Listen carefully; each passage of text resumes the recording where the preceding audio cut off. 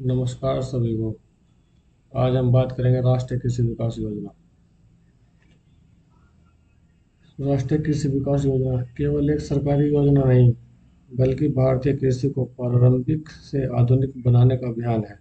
इसका उद्देश्य किसान को सिर्फ उत्पादक नहीं, बल्कि कृषि व्यवसायी बनाना है।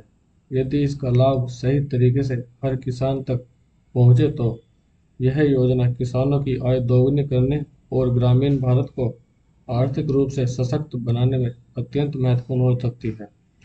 यह योजना केवल किसानों को सहायता नहीं देती, बल्कि उसे आत्मनिर्भर तकनीक रूप से सक्षम और लाभकारी खेती की दिशा में आगे बढ़ाती है। क्या है कृषि विकास योजना?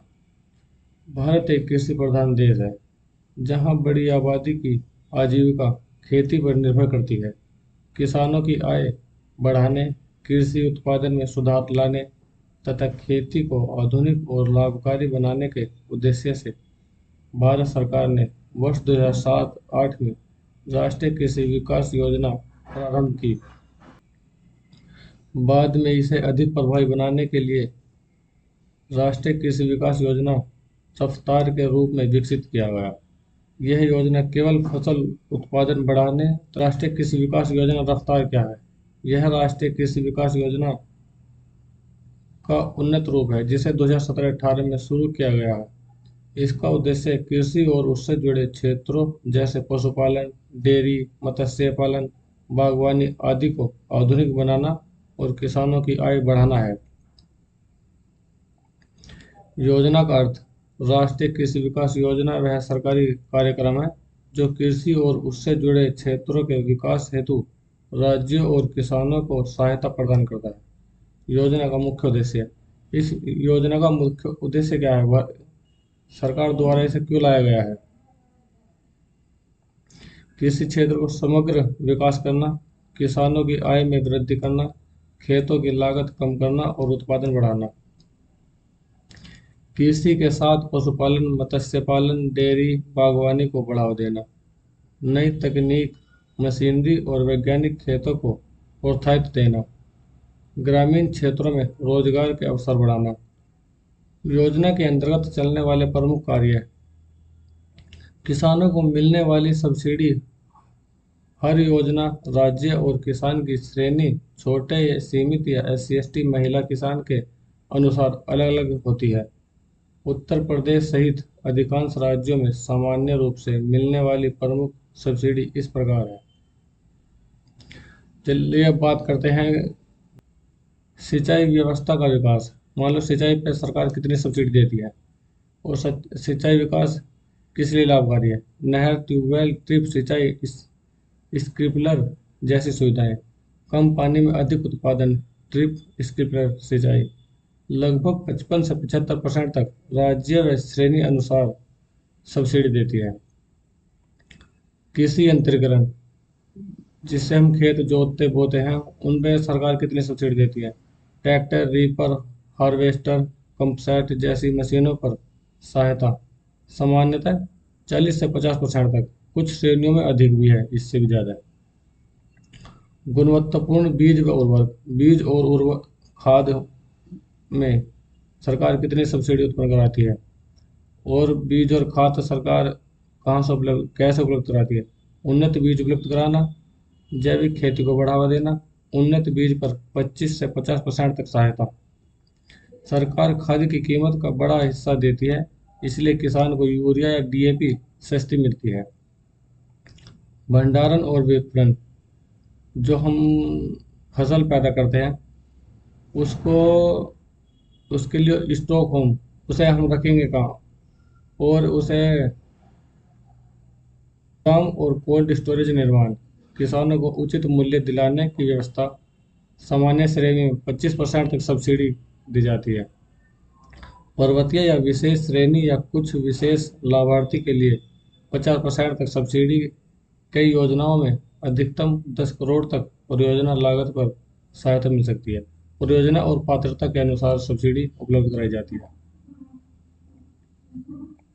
कृषि आधारित उद्योग, छोटे फूड प्रोसेसिंग यूनिट जैसे आटा, अचार, मसाला, जैम, तेल, डेयरी प्रोडक्ट, मिलिंग आदि के लिए 35%, जो 10 लाख तक सब्सिडी हो सकती है। और बड़ी फूड प्रोसेसिंग यूनिट प्लांट 35% पूंजी सब्सिडी 5 करोड़ तक उपलब्ध करा दिया है सरकार। और डेयरी में 25 से 50% तक योजना व श्रेणी अनुसार लाखों रुपयों तक सहायता संभव। मधुमक्खी पालन 40% तक सब्सिडी, बॉक्स या उपकरण पर सहायता प्लस मुफ्त प्रशिक्षण। मशरूम उत्पादन सामान्य 40 से 50% तक सहायता। बागवानी या एकीकृत खेती योजनाओं में जिले अनुसार परियोजना पर निर्भर कितनी सब्सिडी किस योजना के तहत है, सरकार उसके द्वारा उपलब्ध किसानों को उपलब्ध कराती है। फसल बीमा किसान कम प्रीमियम देता है, खरीफ में लगभग 2%, रबी में 1.5%, बाकी सरकार वहन करती है। किसान प्रशिक्षण किसानों की गुणवत्ता को बढ़ाने के लिए सरकार ने किसानों के लिए ट्रेनिंग शुरू करी है। आधुनिक खेती के तरीके सिखाना, डिजिटल और वैज्ञानिक खेती की जानकारी देना, जिससे कि किसानों की आय दुगनी हो सके और किसानों को तकनीकी रूप से जोड़ा जा सके। इसके लिए अब आवेदन हम करते कहाँ से हैं, किस प्रकार करते हैं, उसमें क्या क्या जरूरत होती है। आवेदन उत्तर प्रदेश कृषि विभाग पोर्टल पर पंजीकृत होगा। इसमें क्या क्या जरूरत पड़ती है, आधार कार्ड, खतौनी, बैंक खाता, मोबाइल नंबर आवश्यक होते हैं। इन चीज़ों की इनमें आवश्यकता होती है। किसानों को मिलने वाले लाभ, इससे किसानों को क्या क्या लाभ मिलते हैं, विशेष और गहराई से। खेती अनुमान से विज्ञान की ओर जाती है। पहले किसान अनुभव के आधार पर खेती करते थे, लेकिन इस योजना से मिट्टी परीक्षण, मौसम जानकारी और वैज्ञानिक सलाह मिलती है। फसल खराब होने पर जोखिम कम होता है। बेहतर सिंचाई, उन्नत बीज और आधुनिक तकनीक से प्राकृतिक जोखिम कुछ हद तक घटते हैं। एक खेत से कई आय स्रोत बनते हैं। यह योजना किसान को केवल गेहूं धान तक सीमित नहीं रखती, बल्कि डेयरी, मुर्गी पालन, मत्स्य पालन, मशरूम उत्पादन, बागवानी, हम एक साथ कई कई फसल को कैसे कर सकते हैं। भारत सरकार इसकी भी ट्रेनिंग हमें सिखलाती है, जैसे अतिरिक्त व्यवसायों की ओर प्रेरित करती है। छोटे किसानों भी छोटे किसान भी आधुनिक खेतों पर कर सकते हैं। महंगी मशीनें सामूहिक उपयोग का सहायता राशि से उपलब्ध हो पाती है। बिचौलियों पर निर्भरता कम होती है। इसमें जो है, जो बीच का आदमी, जैसे हम किसी वस्तु को बेचते हैं और बीच में जो कमीशन खाते हैं, उसको सरकार द्वारा कम करने का प्रयास किया गया है। भंडारण और प्रसंस्करण सुविधाओं से किसान सही समय पर फसल बेच सकता है। ग्रामीण युवाओं को रोजगार मिलता है। कृषि स्टार्टअप, एग्री बिजनेस और कृषि सेवाओं में रोजगार के अवसर बनते हैं। मिट्टी की सेहत सुधरती है। जैविक खेती और संतुलित उर्वरक उपयोग को बढ़ावा मिलता है। गांव की अर्थव्यवस्था मजबूत होती है। जब किसान की आय बढ़ती है तो गांव में व्यापार, शिक्षा और रोजगार पर भी सकारात्मक प्रभाव पड़ता है। अब इसमें जानेंगे पीएफओ। पीएफओ क्या है, यानी किसान उत्पादन संगठन। यह किसानों का एक समूह होता है जो मिलकर खेती, खरीद फरोख्त, भंडारण, प्रोसेसिंग, मार्केट का काम करता है, ताकि किसानों को अधिक लाभ मिल सके।